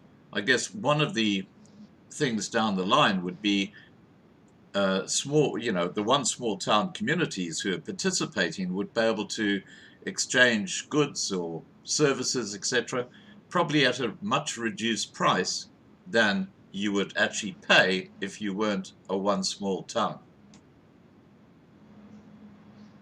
Absolutely. But I just want to backtrack a little bit, Scott, is one small town doesn't launch by doing a little bit here and a little bit there, a little bit. That's a recipe for disaster. One small town needs to launch as a fully fledged, well-planned, prepared model. It's like when a corporation launches a new brand. Everything is in place. The brand is in place, the packaging is in place, the distribution is in place, the sales agreements are in place with the retailers. Everything is in place. The TV ads are in place. The launch videos are in place. Understand what I'm talking about? I do. We are launching a brand. Yeah, I'm suggesting that you've done that, but you've got 3 different communities. You might have, let's say, Port St. John's, the town of Ugu. You might have another community, and they all go through exactly what you're talking about. But once they're actually up and firing, then you would have that ability. Yeah, absolutely. So what will happen most likely, and again, this is something that the community will have to figure out themselves. I can't tell them what to do, but I've imagined this into the future. Obviously, as we have more and more towns adopting this model, we'll find that they might start sharing and supplying each other with components and ingredients and so forth in a way that we can't predict right now. That'll be beneficial for those community members. So this is like the way that Nazi Germany or Hitler outsmarted the bankers in many ways, where he didn't use money to do business with some of the biggest countries around the world. Yeah. So they couldn't bring him down. He used German engineering and technology in exchange for food and other goods from all many countries around the world. And wasn't his currency based on the actual labor? So people are going out there and working. So it was a completely different concept to what they had elsewhere in the world. Exactly. So in some way, our cooperative labor force in the one small town, that becomes the machine that makes anything possible. And so just to come back to the towns, how the towns then trade and exchange goods and services and products and whatever is going to be an interesting thing, how that evolves. What happens ultimately, though, is the thing that we'll move towards, I think, quite quickly. Once a town becomes very successful financially, and for simply contributing 3 hours a week, you start getting 10,000 Rand a month, dividends from all the businesses, the profits that we make, and that can happen quite quickly. Quite frankly, once you start doing the numbers, because you'll be surprised how the financiers, the bankers, the shareholders, you actually now all of those. But what happens then is now suddenly you're getting 10 grand a month for just working for 3 hours a week. So why are you going to keep a job that you have to work as a slave for 8 hours or 10 hours a day and have a miserable life and earn 10 grand or 15 or even 20 grand a month? Yeah. And then you still have to pay for everything. Here you work for 3 hours a week. You're learning new skills. You're living in your community, and everything is available to you for no cost because that's part of your benefits. Right. And the more businesses we start, the more benefits you get and the more dividends you get every month. Yeah. So people realize very quickly they're getting all this money, but it costs them very little to live in that community. So their bank accounts keep getting filled with money every month, and yet they spend no money. They spend very little money, except when they travel outside of their town. Obviously, the life goes on, and they have to pay for everything else when they leave their town. And that's why people start thinking, well, I have a much better life here. We have better food, better technology, better communication, better everything. I don't really want to go anywhere. And other towns will be the same. The other towns that are like that. But then suddenly, you might want to go to another town and experience that. So all you have to do is go to the other town, sign up as a member of that town, and contribute 3 hours a week, and then you get all the benefits there. So you can literally choose to move and live in any town you want to live. You're not restricted to live. Yeah, exactly. So that's how simple it is to then move from town to town. You can then choose, I'm tired of living in the Karoo, I want to go and live by the sea, or I'm tired of living in the mountains in the snow, I want to go live in the Karoo. And just choose a town, arrive there, and say, I want to move into your town, become a resident of the town, and contribute your 3 hours a week, and Bob's your uncle. Yeah. It could be that simple.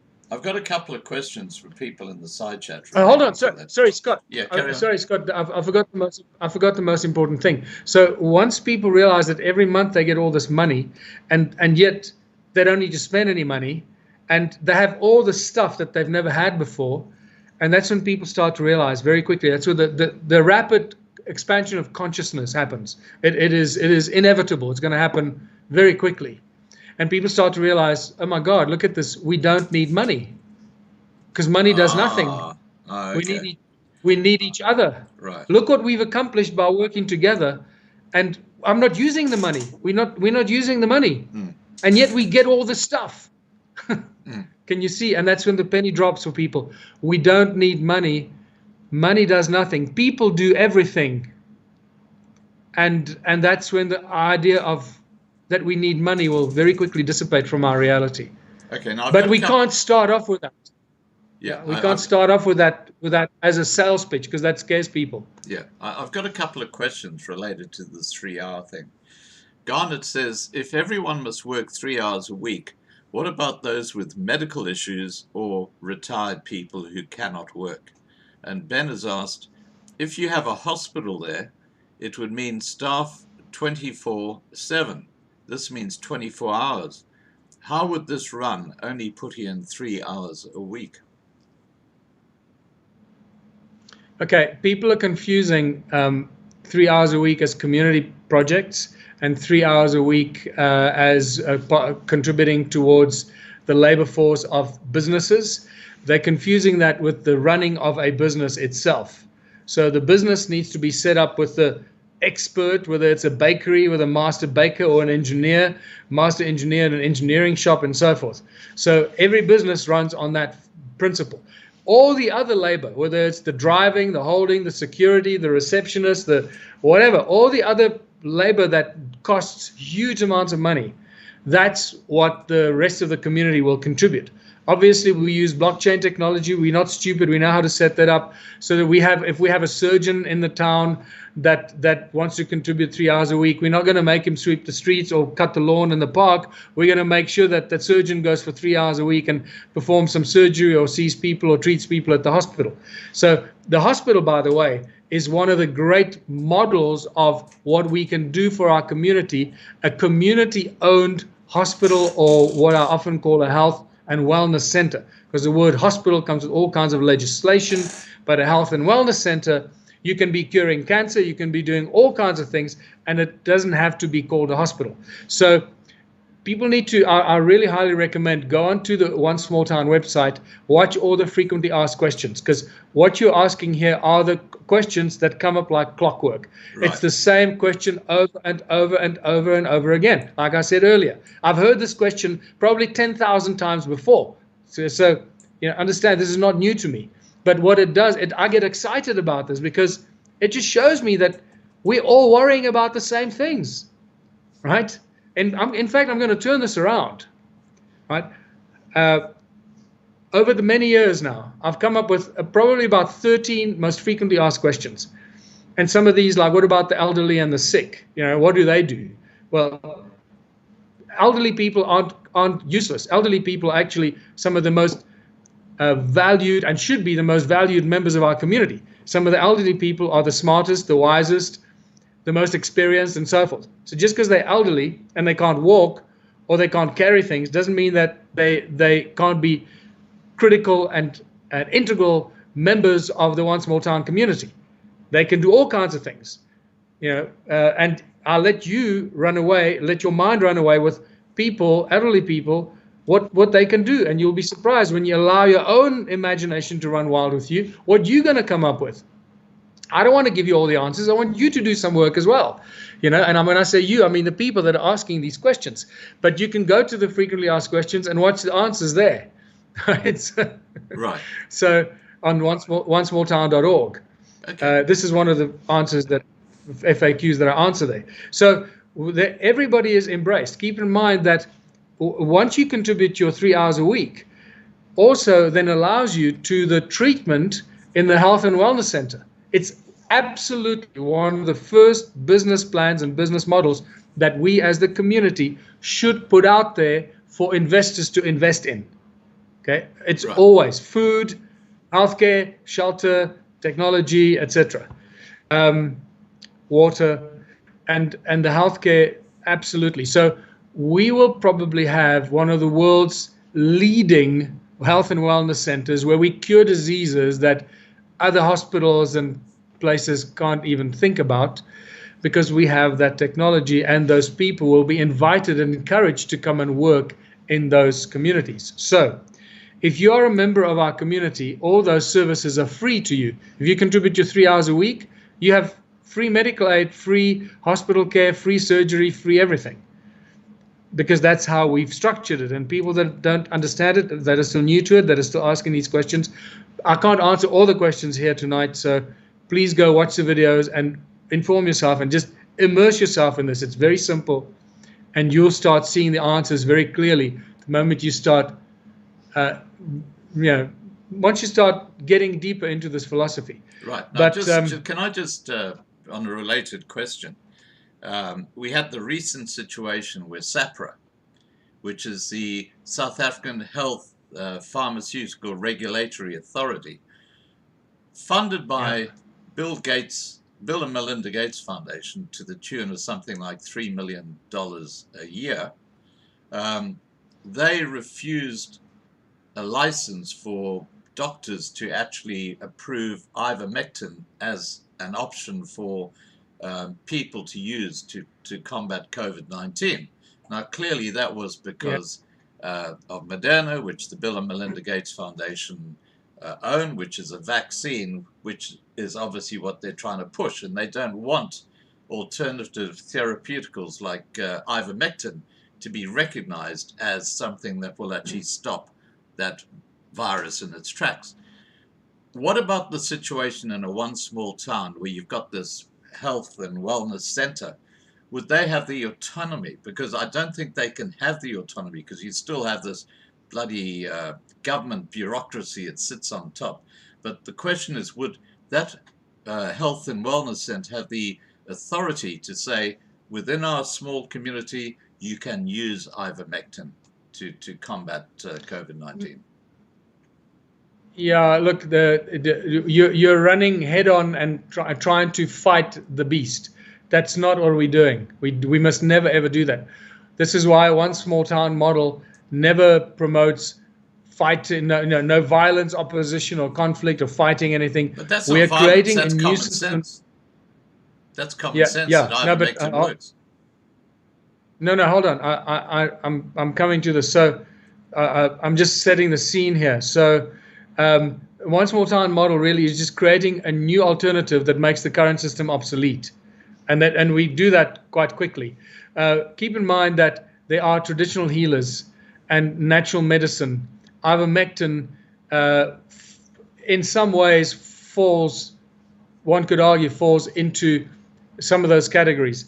The active ingredients in most medication today comes from ancient knowledge of plant healing and traditional healing that evolved into modern pharmaceutics, recognizing some of those molecules and the active ingredients and going into the natural environment, extracting those active ingredients and putting it into a pill and selling it to us when the active ingredients actually exist in nature around us.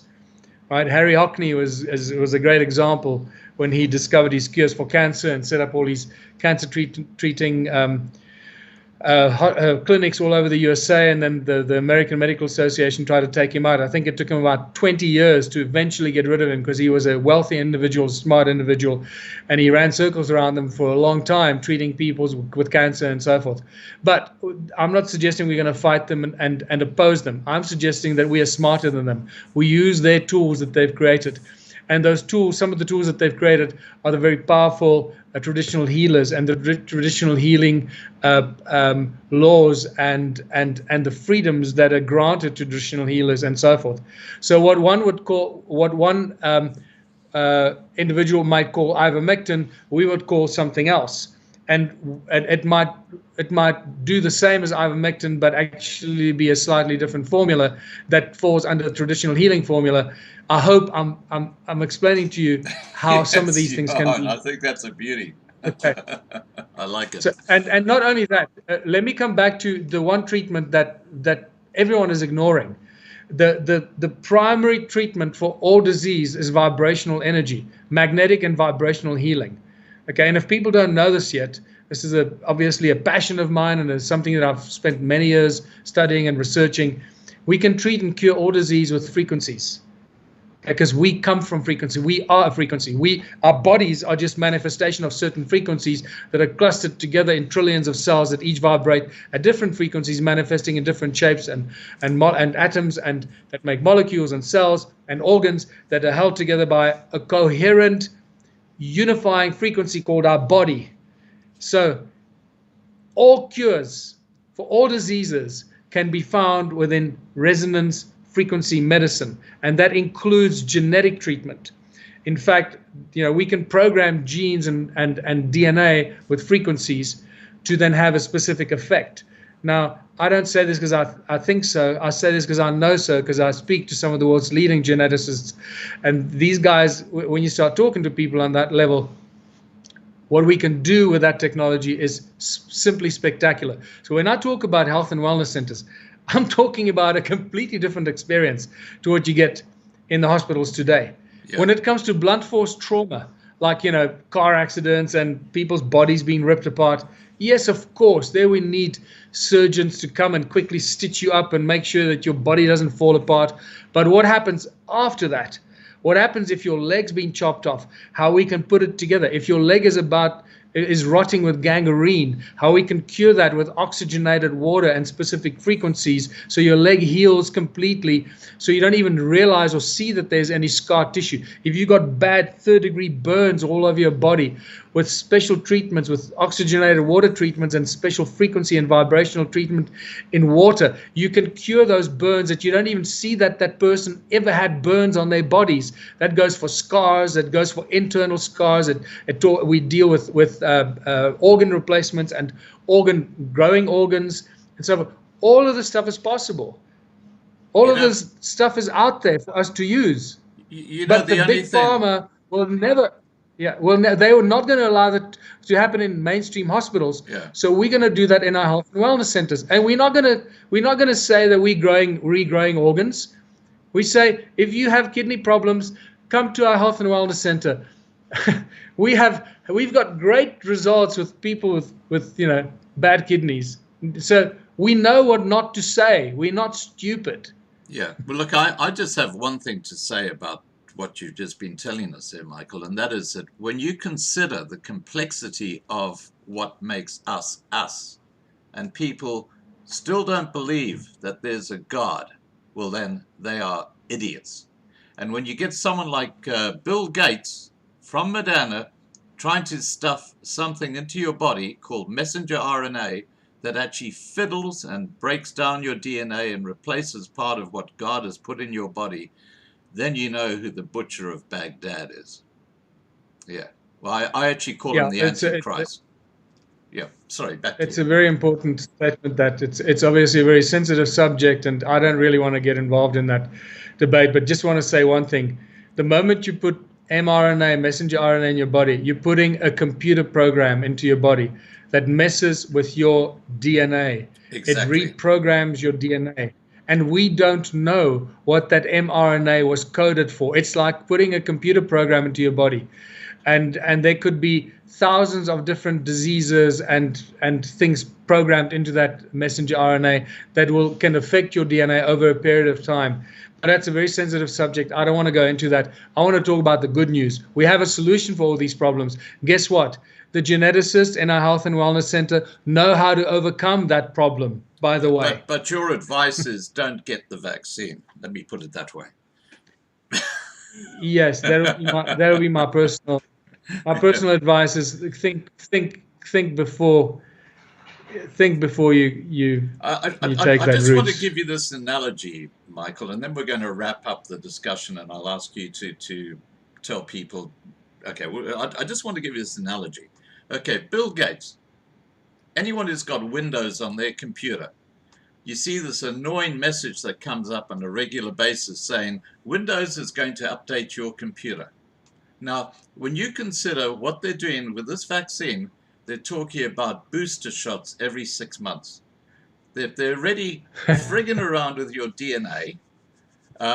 Now, you might need booster shots because what they've done is they've remember that Windows allows viruses into it. There are so many analogies here. You've got to have virus protection, antivirus software on a Windows computer.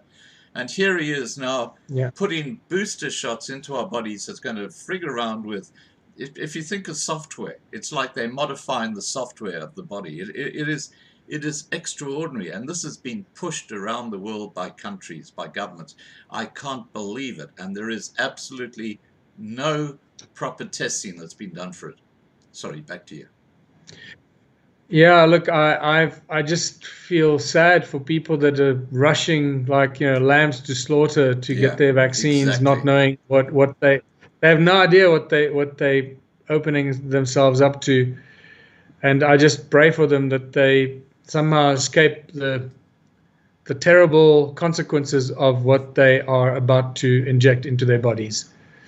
Well, I just want to add to that and say that, again, using the analogy of Windows, where they do these updates to your computer on a regular basis, maybe the reason you need to have booster shots in the future is because without the booster shots, you will die.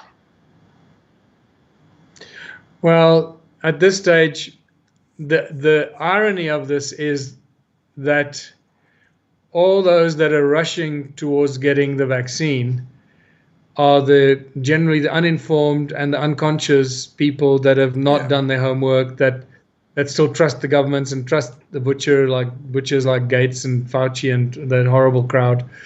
And those are the guys that are going to die. So at this stage, it looks like they might succeed in killing half the world population.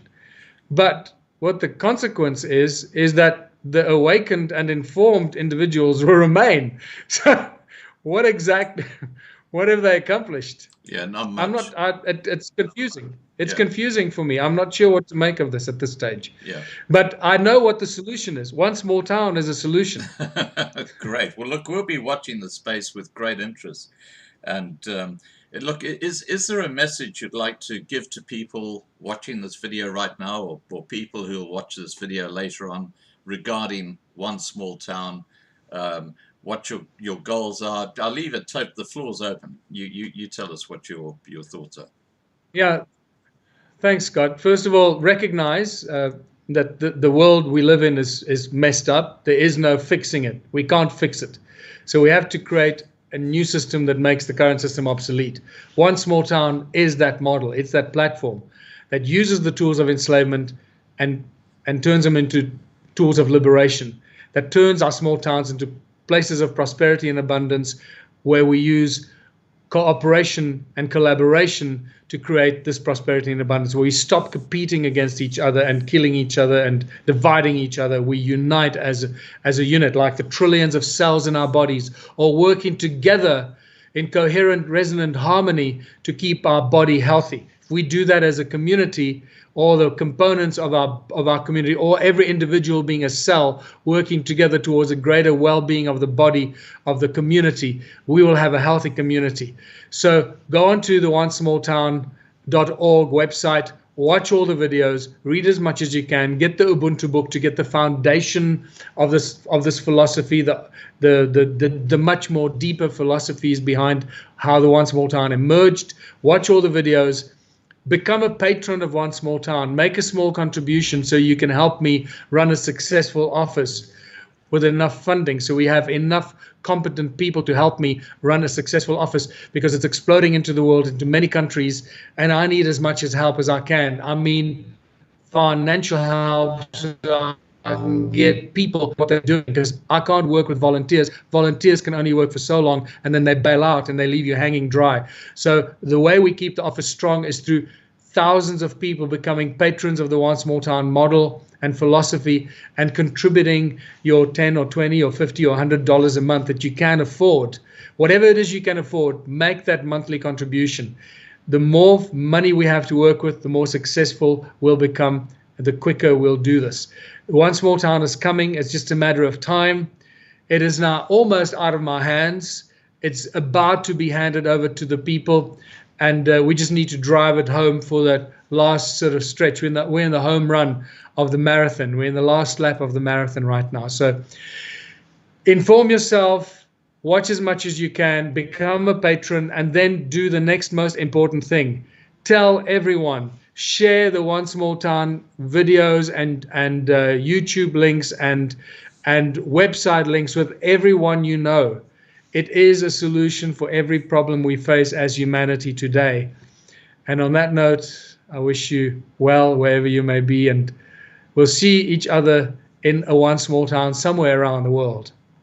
Fantastic.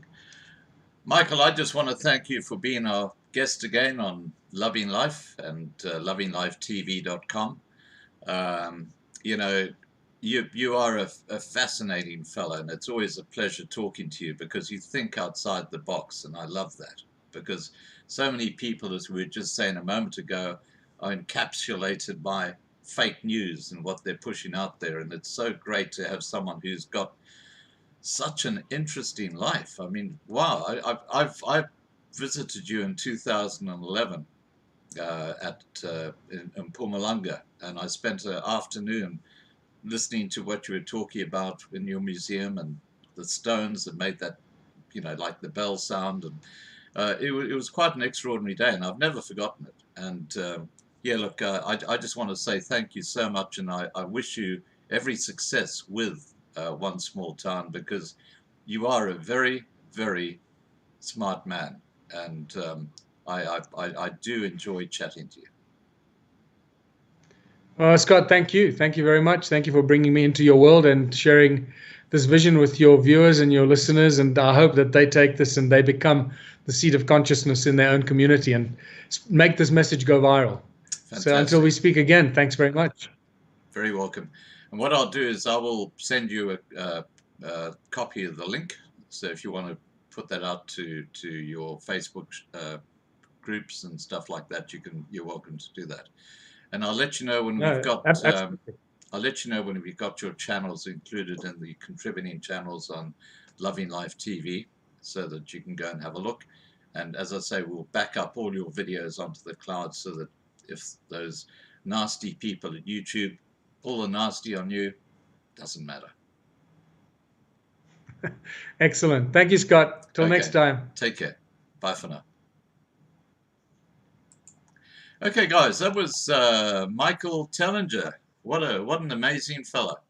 I hope you enjoyed the live stream. Now, before I go, remember that tomorrow night at 8 p.m. Johannesburg time, my guest is Dr. Peter Hammond, and we're going to be talking about a very, very hot topic at the moment, and that is the New World Order. So expect a very, very interesting discussion about what is going on behind the scenes in the world today with a very knowledgeable man.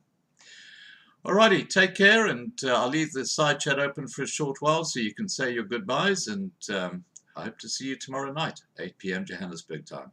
Bye for now.